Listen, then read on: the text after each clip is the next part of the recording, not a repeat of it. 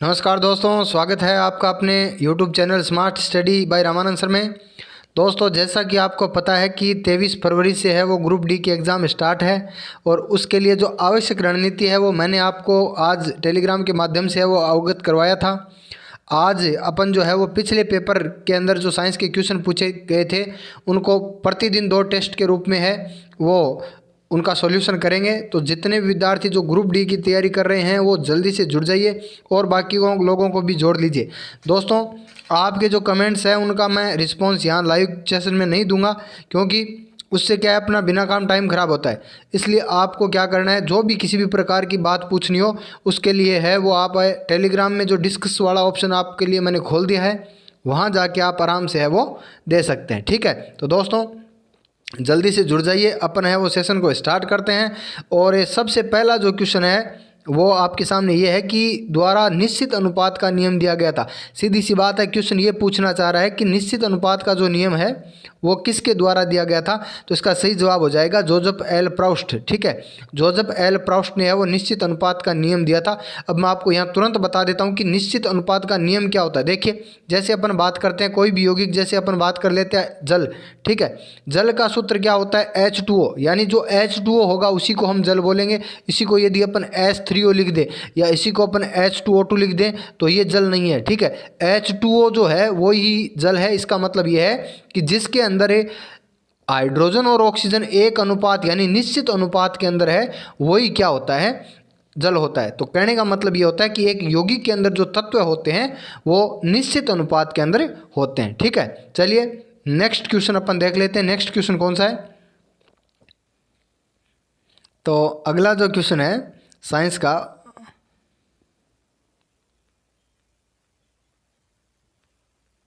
ठीक है, चलिए अगला क्वेश्चन साइंस का आ गया है। अगला क्वेश्चन जो है वो है कि मनुष्य में गुर्दे गुर्दे यानी किडनी के अंदर निस्यंदन यानी छानने की जो इकाइयां होती है वो कौन सी होती है। ठीक है, नॉर्मल सा सीधा सा क्वेश्चन आपसे ये भी पूछा जा सकता है कि मनुष्य के और उत्सर्जन तंत्र की इकाई क्या होती है। तो इसका सही जवाब होता है नेफ्रॉन। ठीक है, या छानने की इकाई पूछ ले या उत्सर्जन तंत्र की इकाई, ज़्यादातर एग्जाम के अंदर ये जो क्वेश्चन है वो इस रूप में पूछा जाता है कि मनुष्य के अंदर जो है वो उत्सर्जन तंत्र की इकाई क्या होती है। तो इसका सही जवाब हो जाएगा नेफ्रॉन। ठीक है, चलिए नेक्स्ट क्वेश्चन देखते हैं।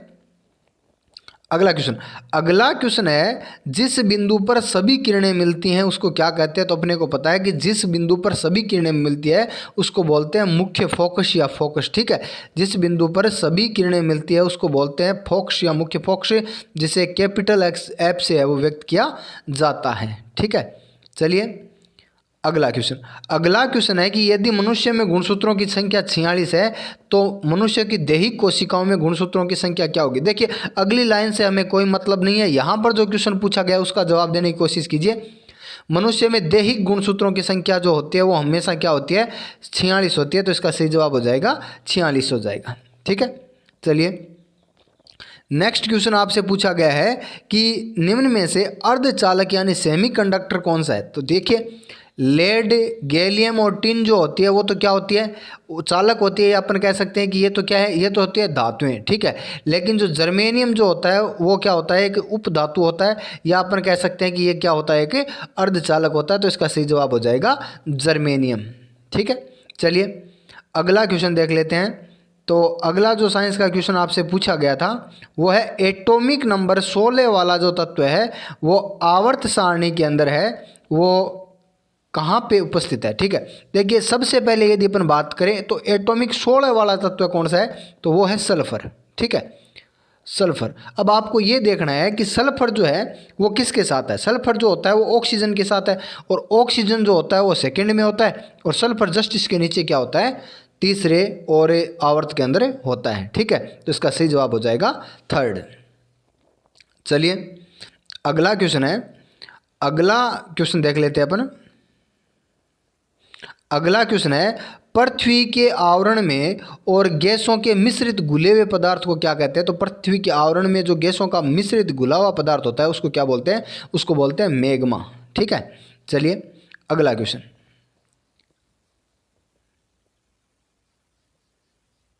अगला क्वेश्चन है कि में कार्बोनिल ग्रुप नहीं है। देखिए कार्बोनिल ग्रुप मुख्य रूप से होता है कीटोन, कार्बोक्सिलिक अम्ल, एल्डिहाइड और एल्कोहल। ठीक है, ये क्या होते हैं, ये होते हैं कार्बोनिल ग्रुप। ठीक है, तो यहाँ पर देखो एथेनॉल दे रखा है, तो एथेनॉल तो क्या होता है, एथेनॉल तो एक कार्बोनिल ग्रुप का यौगिक होता है। ठीक है, यहाँ पर यदि एल्कोहल होता तो सही होता, तो एथेनॉल जो है वो एक कार्बोनिल ग्रुप नहीं है। ठीक है, चलिए अगला क्वेश्चन देख लेते हैं। तो अगला जो क्वेश्चन है, अगला क्वेश्चन है कि उत्परिवर्तन यानी म्यूटेशन में आनुवांशिकी नहीं है। ठीक है, कहने का मतलब ये है कि उत्परिवर्तन क्या होता है, अपने को पता है कि यूगो डी ब्रिज ने क्या दिया था, उत्परिवर्तन का सिद्धांत दिया था। ठीक है, उत्परिवर्तन का सिद्धांत किसने दिया था, यूगो डी ब्रिज ने दिया था। और उसने ये कहा था कि कई सालों के बाद अचानक मनुष्य में एक नया लक्षण या जीव में एक नया लक्षण उत्पन्न होता है, उसको बोलते हैं अचानक उत्पन्न होने वाला ये लक्षण होता है उत्परिवर्तन। ठीक है, अब ये कह रहा है आनुवांशिक यानी उत्परिवर्तन के अंदर जो है वो एक पीढ़ी से दूसरी पीढ़ी में कौन से लक्षण नहीं जाते हैं, तो इसका सीधी सी बात है दैहिक लक्षण, यानी किसी इंसान का हाथ कट गया या अपन कह सकते हैं कोई भी शरीर में किसी भी प्रकार की क्षति हो गई तो वो अगली पीढ़ी के अंदर नहीं जाएगी। ठीक है, तो इसका सही जवाब हो जाएगा दैहिक। चलिए अगला देख लेते हैं। तो अगला जो साइंस का क्वेश्चन कौन सा था,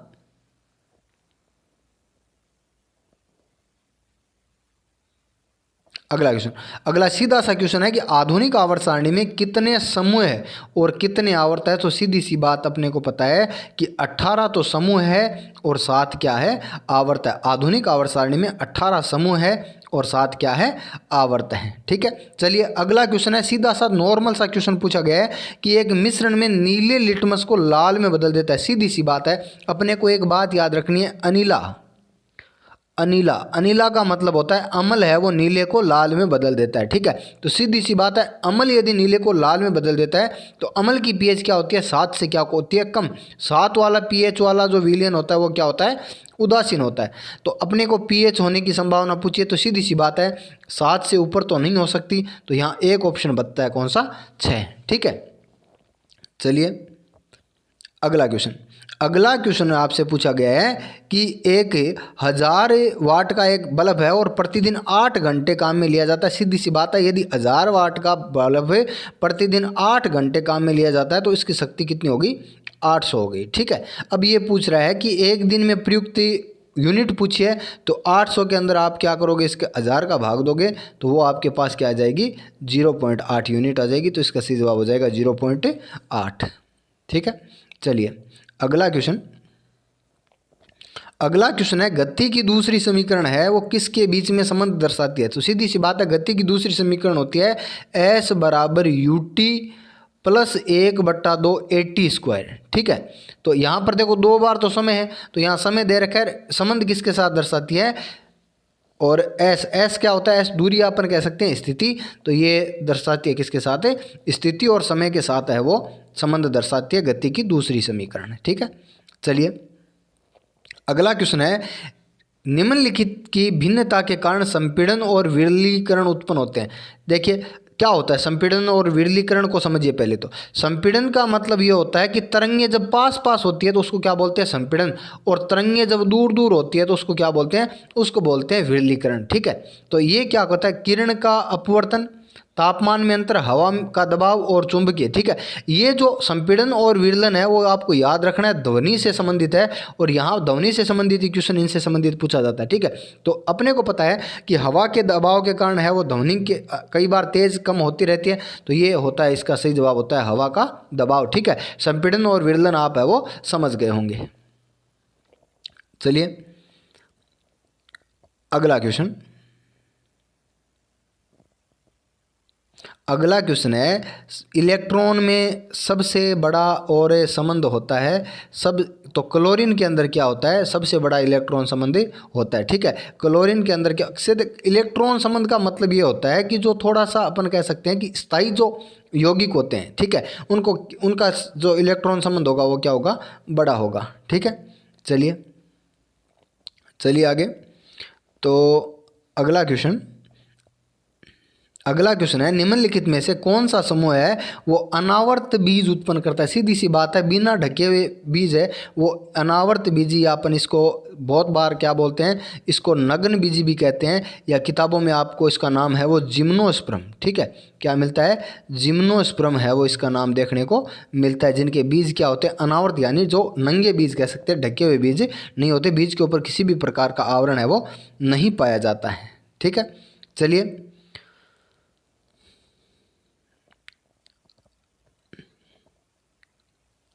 अगला क्वेश्चन देख लेते हैं। तो अगला क्वेश्चन आपसे पूछा गया है कि 20 किलोग्राम की एक वस्तु है, 20 किलोग्राम की एक वस्तु है और 10 न्यूटन गुरुत्वाकर्षण के साथ 400 जूल स्थितिज ऊर्जा है। तो वस्तु की अपने को क्या करनी है, ऊंचाई ज्ञात करनी है। अपने के पास जो फॉर्मूला है वो क्या है, mgh है। ठीक है, अपने पास फॉर्मूला क्या है, mgh जो फॉर्मूला है उससे अपन है वो इसको क्या कर सकते हैं, ज्ञात कर सकते हैं ऊंचाई। ठीक है, और अपने को दे रखी है स्थितिज ऊर्जा, सीधी सी बात है, कितनी दे रखी है, 400। तो अपने पास फॉर्मूला है 400 बराबर mgh, m का मान दे रखा है 20 और और अपने को h ज्ञात करना है और g का मान दे रखा है 10। ठीक है, और h अपने से पूछा है, तो सीधी सी बात है इसका जो आंसर हो जाएगा वो क्या हो जाएगा, 2 मीटर हो जाएगा। ठीक है, इस टाइप के क्वेश्चन पिछली बार एग्जाम में बहुत ज़्यादा पूछे गए थे, तो आपको स्थितिज ऊर्जा तो कम से कम निकालनी आनी चाहिए। ठीक है, अगला आपसे पूछा गया है कि निम्नलिखित में से अम्लीय नहीं है। तो अपने को पता है कि सीधा सा ऑप्शन दे रखा है कार्बन टेट्राक्लोराइड, जिसको क्या बोलते हैं, पायरीन। ठीक है, जिसको क्या बोलते हैं, पायरीन बोलते हैं, ये अम्लीय नहीं होता। इसका बहुत अच्छा क्वेश्चन एग्जाम में आता है कि इसका उपयोग जो है वो बिजली के तारों में लगी या विद्युत के कारण लगी हुई आग बुझाने के लिए वो पायरीन का उपयोग किया जाता है। ठीक है, चलिए अगला क्वेश्चन है, क्यूप्रस ऑक्साइड में कॉपर की संयोजकता क्या होगी। अपने को पता है क्यूप्रस ऑक्साइड का फॉर्मूला होता है Cu2O। ठीक है, और Cu2O यदि इसका फॉर्मूला है तो सीधी सी बात है ऑक्सीजन की संयोजकता कितनी है, 2 है, और कॉपर की संयोजकता कितनी है, 1 है। तभी इसका फॉर्मूला क्या बना है, Cu2O बना है। तो इसका सही जवाब हो जाएगा, क्यूप्रस ऑक्साइड में कॉपर की संयोजकता कितनी होती है, 1 होती है। ठीक है, चलिए अगला क्वेश्चन। तो अगला क्वेश्चन देख लेते हैं। अगला क्वेश्चन है कि यदि समान क्षमता की 2 आवेशित वस्तुओं को एक तार से जोड़ा जाता है। देखिए सीधी सी बात है, यदि दोनों में आवेश समान है तो न तो आवेश इधर से उधर जाएगा और न इधर से उधर जाएगा। अपने को पता है कि आवेश जो होते हैं वो उच्च मान से निम्न मान की ओर जाते हैं। यदि दोनों में समान है तो इसमें विद्युत धारा प्रवाहित नहीं होगी। तो इसका सही जवाब हो जाएगा बिजली प्रवाहित नहीं होगी। ठीक है, चलिए अगला क्वेश्चन देख लेते हैं।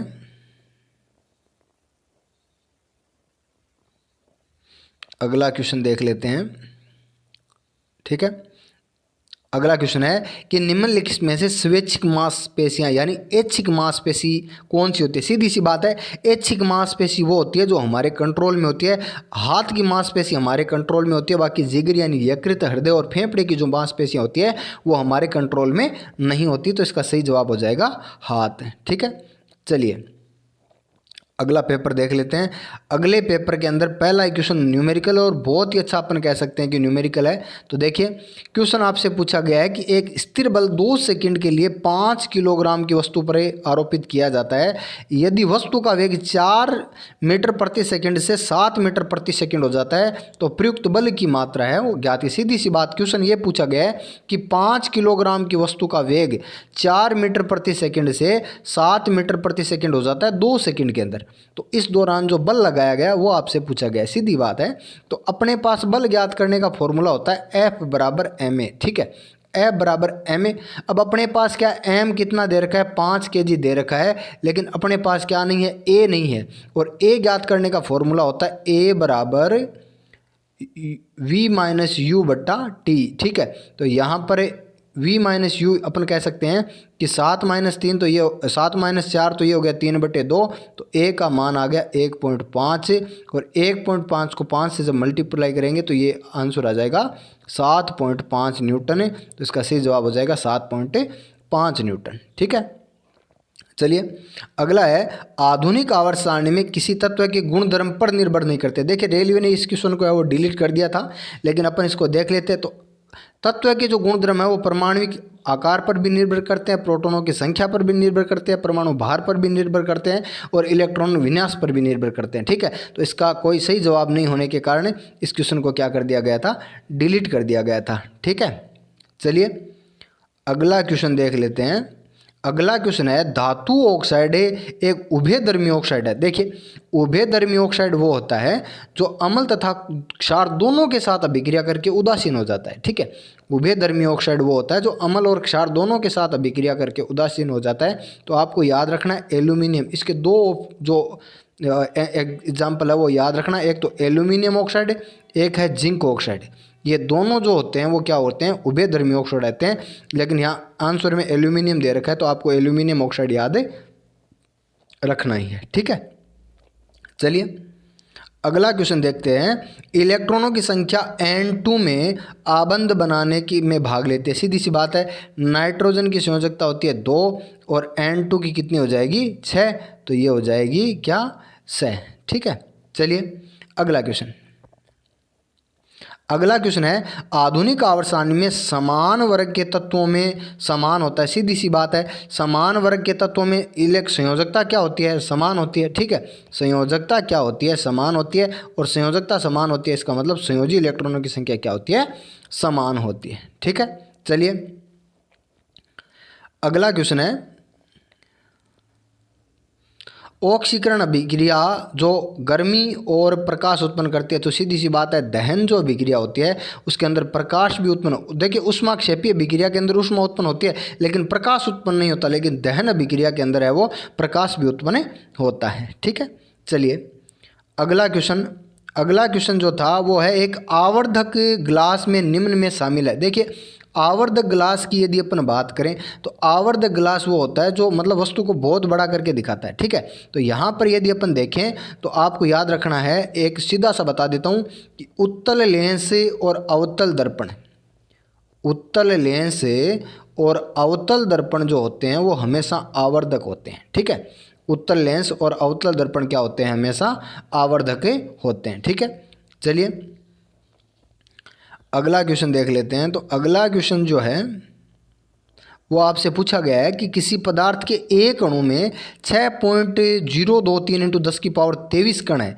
यदि कार्बन डाइऑक्साइड में 3.0115 × 10⁻23 कण है तो बताइए कार्बन डाइऑक्साइड में अणु की संख्या। ठीक है, अब देखिए अणु की संख्या ज्ञात करने का एक फॉर्मूला होता है, अणु की संख्या ज्ञात करने का एक फॉर्मूला होता है। क्या होता है कि दिए गए जो पदार्थ है उसमें कणों की संख्या बट्टा आवोगाद्रो संख्या। ठीक है, बट्टा क्या होता है, आवोगाद्रो संख्या Na, और आवोगाद्रो संख्या का आपको मान याद रखना है 6.023 × 10⁻23। ठीक है, तो दिए गए पदार्थ के कणों की संख्या है 3.0115 × 10⁻23 और बट्टे आवोगाद्रो संख्या है 6.023 × 10⁻23। ठीक है, तो इसको कैंसिल करोगे तो लगभग 0.5 आंसर आ जाएगा। ठीक है, तो इसका सही जवाब हो जाएगा 0.5। चलिए अगला क्वेश्चन देख लेते हैं। तो अगला क्वेश्चन कौन सा है,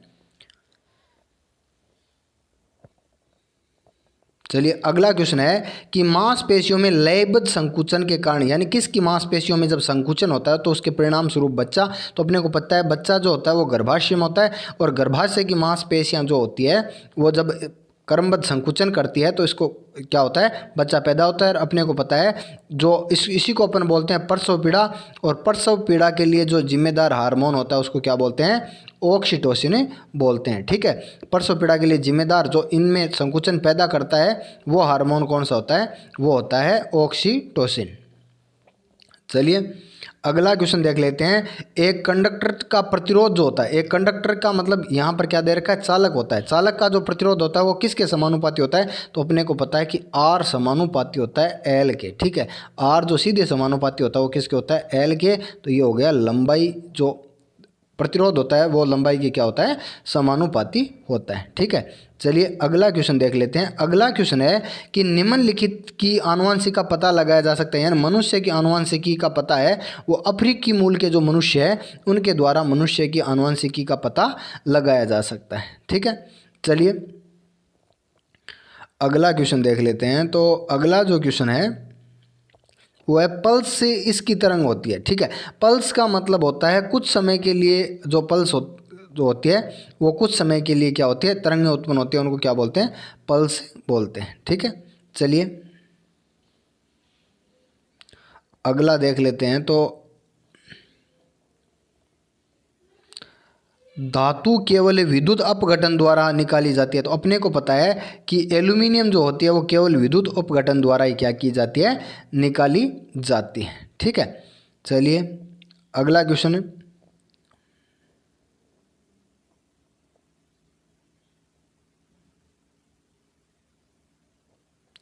अगला क्वेश्चन देख लेते हैं। कवक कोशिका भित्ति कड़ी जटिल संरचना से बनी होती है, उसको क्या बोलते हैं। देखो यहाँ पर एक बहुत ही अच्छा क्वेश्चन है और आपको याद भी रखना है। ये क्वेश्चन ये पूछना चाह रहा है कि कवक की कोशिका भित्ति किसकी बनी होती है। तो कवक की कोशिका भित्ति बनी होती है किसकी, काइटिन की। और आपको याद रखना है कि पादप की जो कोशिका भित्ति होती है वो बनी होती है सेलुलोज की। ये भी क्वेश्चन है वो बहुत इंपॉर्टेंट है, एग्जाम के अंदर कई बार पूछा गया है। ठीक है, चलिए अगला क्वेश्चन आपसे पूछा गया है कि 6 मीटर प्रति सेकंड के वेग से गतिमान 10 किलोग्राम की वस्तु की गतिज ऊर्जा। तो गतिज ऊर्जा ज्ञात करने का फॉर्मूला क्या होता है, 1/2 mv²। तो ये हो जाएगा 1/2 m, आपको 10 दे रखा है, 6 × 6। ठीक है, इसको क्या कर दो, काट दो, तो ये हो गया 18 और ये हो गया 180 जूल। तो इसका सही जवाब हो जाएगा 180 जूल। ठीक है, चलिए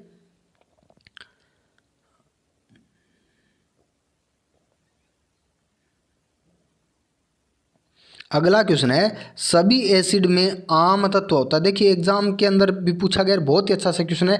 एक वैज्ञानिक थे जिनका नाम था आरेनियस। ठीक है, आरेनियस ने ये कहा था कि सभी अम्लों में है वो हाइड्रोजन पाया जाता है और सभी क्षारकों में हाइड्रोक्सिक अम्ल पाया जाता है। ठीक है, सभी अम्लों में क्या पाया जाता है, हाइड्रोजन पाया जाता है। तो इसका सही जवाब हो जाएगा हाइड्रोजन। सभी एसिड्स में अम्लों में पाया जाता है हाइड्रोजन। ठीक है, चलिए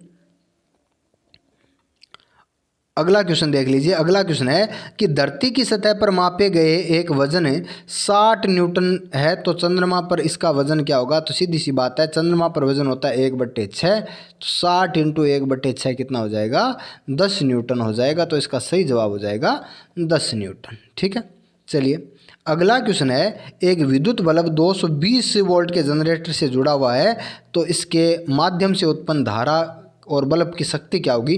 देखिए बल्ब की शक्ति ज्ञात करने का एक फॉर्मूला होता है P = VI। ठीक है, तो यहाँ पर V आपको दे रखा है कितना, 220 और I दे रखा है 0.5। इसको मल्टीप्लाई करेंगे तो ये आ जाएगा 110 वाट। ठीक है, तो ये क्या आ जाएगा 110 वाट। तो इसका सही जवाब हो जाएगा 110 वाट। ठीक है, चलिए अगला क्वेश्चन।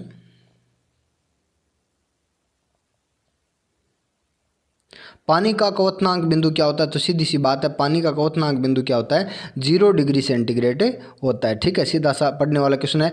उत्तक के प्रकार ग्रंथियां बनाते हैं। सीधी सी बात है, एपिथीलियम उत्तक जो होते हैं वो क्या करते हैं, ग्रंथियों का निर्माण करते हैं। ठीक है, एपिथीलियम उत्तक जो होते हैं वो क्या करते हैं, ग्रंथियों का निर्माण करते हैं। ठीक है, चलिए अगला है सबसे बाहरी ऑर्बिट में और इलेक्ट्रॉनों की संख्या समान है। देखिए अपन बात करें, ऑक्सीजन में 2 होती है, फ्लोरीन में 1 होती है। ठीक है, आर्सेनिक जो है उसमें 3 होती है और विस्पत में भी क्या होती है, 3 होती है। हाइड्रोजन में 1 होती है, हीलियम में 0 होती है, आर्गन में 0 होती है, पोटेशियम में 1 होती है। तो सीधी सी बात है, आर्सेनिक और जो विस्मित है इनके अंदर बाहरी परमाणु के अंदर इलेक्ट्रॉनों की संख्या क्या है, समान है। ठीक है, चलिए अगला क्वेश्चन है रोड और कोन पाए जाते हैं। तो सीधी सी बात है, रोड और कोन जो होते हैं वो क्या होते हैं, आँख की कोशिकाएं होती है। ठीक है, रेटिना के अंदर पाई जाती हैं, आँख की कोशिकाएं होती हैं। ठीक है, चलिए अगला क्वेश्चन। तो ये साइंस के 100 क्वेश्चन जो थे इंपॉर्टेंट उनको अपन ने क्या कर लिया, देख लिया। सॉरी 50 क्वेश्चन, कल अपन फिर अगले 2 टेस्टों के अंदर देखेंगे। देखिए दोस्तों, आपके लिए बहुत ही अच्छी प्लानिंग जो है वो मैं लेके आया हूँ। आपको रोज़ाना अभी अपन जल्दी स्टार्ट कर देंगे। देखिए 9 बजे जो है वो ओल्ड पेपर की क्लास है वो आपको रोज़ाना देखने को मिलेगी, ठीक है। जिसमें आप लाइव जुड़ सकते हैं, किसी भी प्रकार की कोई प्रॉब्लम हो तो उसको आप टेलीग्राम के अंदर है वो पूछ सकते हैं। उसके बाद 9:30 बजे से जो अपने 50 टेस्ट जो आपके लेने वाले हैं उनकी क्लास होगी, ठीक है। उनका सॉल्यूशन रोज़ाना टेस्ट होगा, उसके बाद उनका क्या होगा, सॉल्यूशन होगा। और वो 50 टेस्ट जो है वो आपको जल्दी ही ऐप का नाम बता दिया जाएगा, वहाँ से जाके आप है वो उनको टेस्ट कंटिन्यू टेस्ट कर सकते हो, ठीक है। उसके बाद 10 बजे जो है वो आपकी रोज़ाना NCERT की क्लास होगी, ठीक है। 10 बजे क्या होगी, NCERT की क्लास होगी। यदि आप कहोगे तो आपको सीधा ऑब्जेक्टिव फॉर्म में करवा देंगे, और या आप कहोगे कि पहले हमें है वो थ्योरी करवाओ फिर हमें है वो ऑब्जेक्टिव करवाओ, तो आपको उसी रूप में है वो करवा देंगे, ठीक है। तो इसका जो भी किस प्रकार से ये करानी है, आपको NCERT ऑब्जेक्टिव में करवानी है या पहले थ्योरी करवा के फिर ऑब्जेक्टिव करवानी है, तो उसका कमेंट बॉक्स के अंदर आप है वो बता देना, ठीक है। और जितने विद्यार्थी है वो ग्रुप डी की तैयारी कर रहे हैं उनको अपने है वो टेलीग्राम से जोड़ लीजिए। मैंने आपको पहले भी बता दिया, अपनी जो साइंस की 2500 वाली ई बुक है वो सबके पास होनी चाहिए। उसी को भी अब जल्दी है वो अपन सिलेबस के रूप में स्टार्ट करके आपको रिवीजन करवा देंगे। NCERT की 9th-10th की जो बुक है वो भी मैं आपको जल्दी ही ऑनलाइन है वो पूरी पहले कंप्लीट करवाऊंगा, फिर उनके ऊपर है वो करवाऊंगा, ठीक है। और रोज़ाना आपका 25 क्वेश्चनों का जो टेस्ट होगा उसका शाम को है वो 9:30 बजे क्या हो जाएगा, सॉल्यूशन हो जाएगा, ठीक है। तो नेट आप है वो बचा के रखिएगा, रोज़ाना अपन है वो मिलेंगे, ठीक है। और कोई भी बात हो तो आप है वो अपना जो टेलीग्राम चैनल है smart study bye Ramanand sir, smart study science point, उसके अंदर है वो आप पूछ सकते हैं। चलिए मिलते हैं नेक्स्ट क्लास में।